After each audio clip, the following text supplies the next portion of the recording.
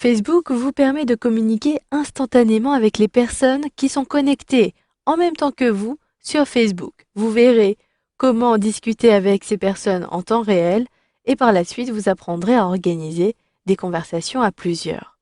Pour rappel, l'interface de Facebook s'adapte en fonction de la taille de votre écran. Je vous rappelle cela puisque cela a un impact sur la discussion instantanée.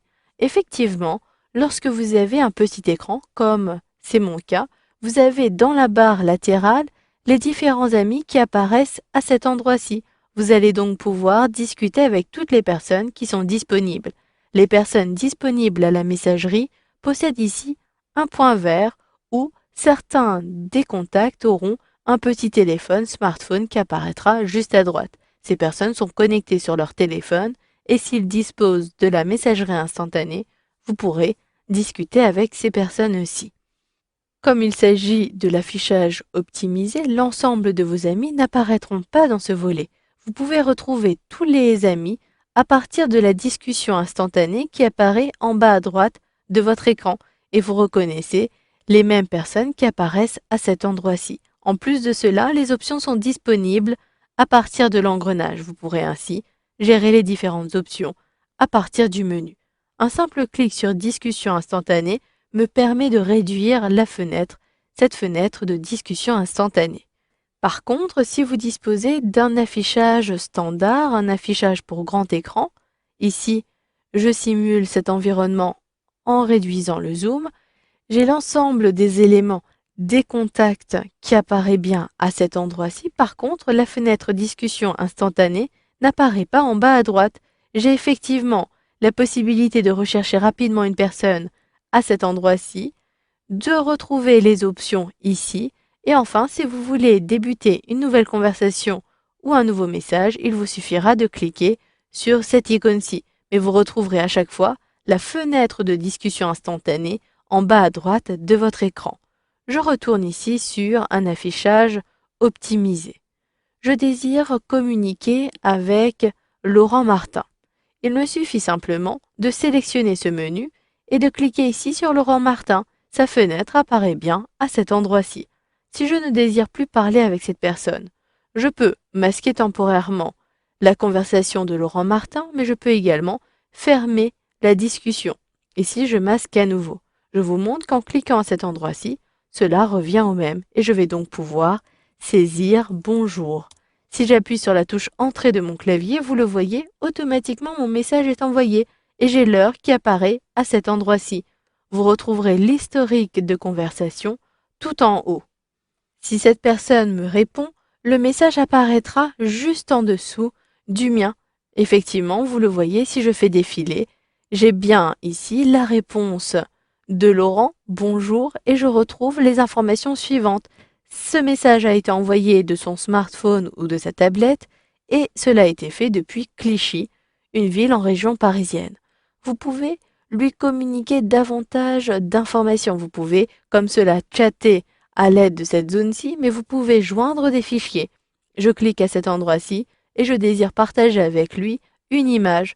Je sélectionne donc Image et je retrouve dans le dossier Maison intelligente cette image de damier. Je double-clique et automatiquement, vous le voyez, le fichier est joint à la personne. L'envoi est en cours et une fois le téléchargement terminé, Laurent recevra bien cette image aussi. Vous pouvez également utiliser les smileys qui apparaissent à cet endroit-ci.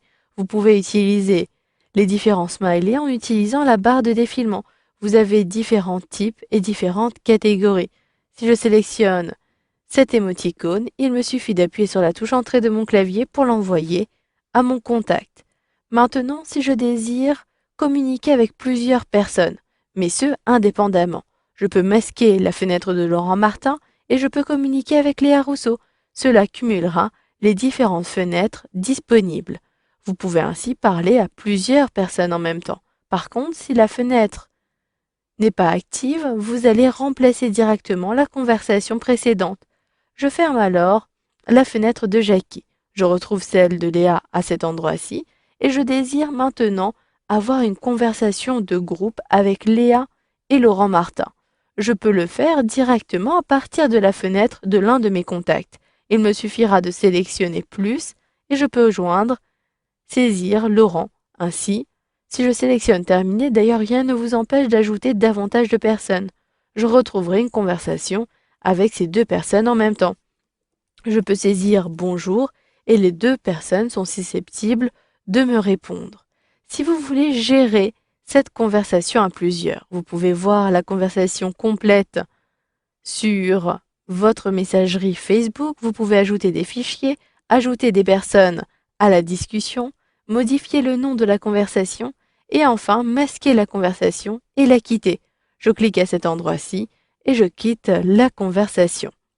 Vous retrouverez les mêmes options à partir de n'importe quelle option de fenêtre de discussion instantanée. Par contre, vous le voyez, vous avez la possibilité d'effacer la fenêtre. Il s'agit de fermer la fenêtre. Vous pouvez signaler un spam ou un abus et désactiver la conversation avec Léa.